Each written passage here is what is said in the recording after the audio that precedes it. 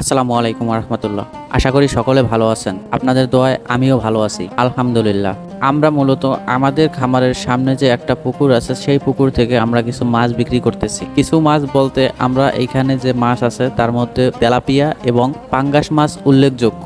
সাদা মাছ অল্প কিছু আছে, আর অল্প কিছু রুই কাতলা আছে, যেগুলি আমরা নিজেরা খাওয়ার জন্য সবসময় ছেড়ে থাকি। আমরা মূলত এই পুকুরটাতে বাণিজ্যিকভাবে প্রতি বছর মাছ চাষ করে থাকি। তো এই বছর মূলত আমরা এইখানে তেলাপিয়া মাছ চাষ করছিলাম। আমরা প্রথম একবার 1 লট তেলাপিয়া মাছ বিক্রি করি। দ্বিতীয় লটে আমরা আমাদের আরেকটা পুকুর আছিল, যে পুকুরে আমাদের গোবর ফালানো হয়, এটা মূলত লিজ নেওয়া একটা পুকুর। সেইখানে আমরা কিছু তেলাপিয়া মাছ ছাড়ছিলাম। সেই পুকুরটাতে কচুটি হইয়া ভইরা যায়, যার কারণে আমরা সেইখানে এই মাছগুলি বেশি দিন রাখতে পারি নাই। কিছুদিন থাকার পরে মাছগুলি আস্তে আস্তে মারা যাইতে থাকে, যার কারণে আমরা তাড়াহুড়া করে আমাদের এই বাসার পুকুরে এই পাঙ্গাস মাছগুলিকেও ছেড়ে দিছিলাম। তারপরে মাছের সংখ্যা অনেক বৃদ্ধি হয়, বেড়ে যায়, যার কারণে এইখানে মাছগুলি স্থির ছিল না।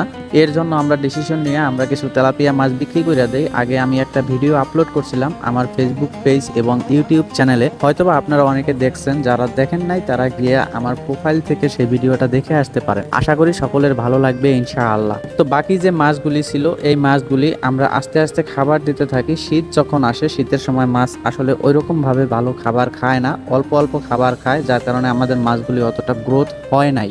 তো আমাদের যে মাছগুলি আছে, এই মাছগুলি যদি আমরা আরো 1-1.5 মাস ভরপুর খাবার দিতাম, তারপরে বিক্রি করতাম, তাহলে আশানুরূপ অনেক ভালো একটা বেনিফিট পাওয়া যেত। তারপরেও আলহামদুলিল্লাহ আমরা যে মাছগুলি বিক্রি করতেছি এবং যে মাছগুলি বিক্রি করছি, সেখান থেকে আমরা অলরেডি ভালো একটা অ্যামাউন্ট হাতে পাইছি, আলহামদুলিল্লাহ।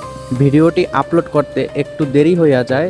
আমি মূলত রমজান মাসের কারণে ব্যস্ত, এবং মাছ ধরা নিয়ে জানেন অনেকেই যে সারা রাত সজাগ থাকতে হয় এবং দিনের বেলায় ঘুমাতে হয়, যার কারণে এই ভিডিওগুলি কন্টিনিউয়াসলি এডিটিং করা হয় নাই, যার কারণে আপলোড করা হয় নাই। তো এইটা মূলত আমাদের প্রথম দিনের মাছ ধরা। প্রথম দিন আমরা অল্প একটু পানি কমাইছিলাম, একদিনের মতো মেশিন চালাইছিলাম। আমরা যে মেশিনটা নিয়ে আসছি, অনেকেই দেখছেন পেট্রোল চালিত একটা মেশিন।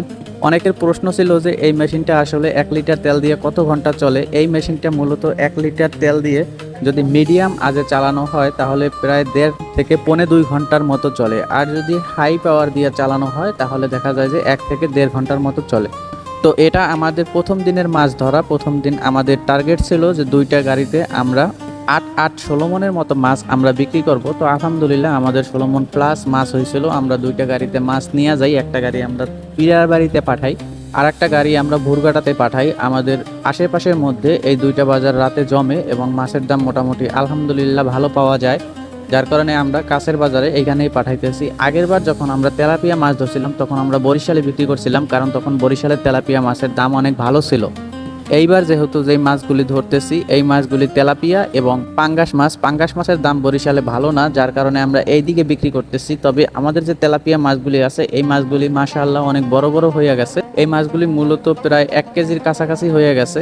কিছু কিছু 1 কেজি ওভার হয়েছে, কিছু 1 কেজির নিচে আছে। তো এই মাছগুলি আমরা ভুরঘাটাতে নিয়ে যাই। ওই দিন আমি ভুরঘাটায় বাজারে যাই এবং এখান থেকে এই ভিডিওগুলো নেই। এই মাছগুলি আমরা ভিডিও ধারণ করি ভুরঘাটা বাজার থেকে। এখানে কিছু মাছ আমরা নামাই এবং এইখানে এই মাছগুলি বিক্রি করার চেষ্টা করতে থাকি। অবশেষে সব মাছগুলি আমরা বিক্রি করছি আলহামদুলিল্লাহ। এখান থেকে প্রায় প্রথম দিন এই এক গাড়ি থেকে আমাদের প্রায় 40,000 টাকার মতো আসছে। আর একটা যে গাড়ি আমরা পিরার বাড়িতে পাঠাইছিলাম, আমরা যখন লোড দিছি তখন দেখছেন আমরা 2টা গাড়ি একসাথে লোড দিই।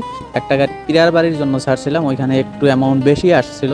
সর্বোপরি কথা, এই মাছগুলি ধরা এবং বেচা, এর মধ্যে একটা আনন্দ অন্যরকম এবং অন্যরকম একটা অনুভূতি, যেটা বলতেছিলাম অনেক আগে বলছিলাম। এইটা আমরা মূলত বাণিজ্যিকভাবে মাছ চাষ করি। এইখানে হয় তেলাপিয়া, না হয় কই মাছ, না হয় পাঙ্গাস মাছ, এরকম ধরনের যে মাছগুলি আছে, এই মাছগুলি আমরা কন্টিনিউ চাষ করি। আর সাথে সাথে আমরা কিছু সাদা মাছ দিয়ে থাকি, যেই সাদা মাছগুলি আমরা আমাদের পরিবারের খাবারের চাহিদা মেটানোর জন্য মাঝে মাঝে ধরে থাকি। এটা আমাদের কাছে ওই ঝাঁকি জাল আছে, আমাদের অঞ্চলে ঝাঁকি জাল বলা হয়। এই ঝাঁকি জাল মেলে আমরা মাঝে মাঝে মাছ ধরি। আমাদের বাড়িতে যখন প্রোগ্রাম হয়, তখন আমরা এখান থেকে মাছ ধরি এবং নিজেরা নিজেদের মতো করে পরিবেশন করি আলহামদুলিল্লাহ। তো এই বছরও আমরা এখান থেকে মোটামুটি অনেক মাছ ধরছি। আমাদের বাড়িতে 2-3টা প্রোগ্রাম হয়েছিল, এর মধ্যে আমরা সেই মাছের সাপোর্টটা আমাদের এই পুকুর থেকে নিছি। আমাদের এখানে কিছু বড় বড় কাতল ছাড়া ছিল এবং কিছু এক্সক্লুসিভ মাছ থাকে, যেই মাছগুলি আমরা আসলে বিক্রি করি না। এই মাছগুলি সবসময় আমরা আমাদের খাবার জন্য চাষ করে থাকি।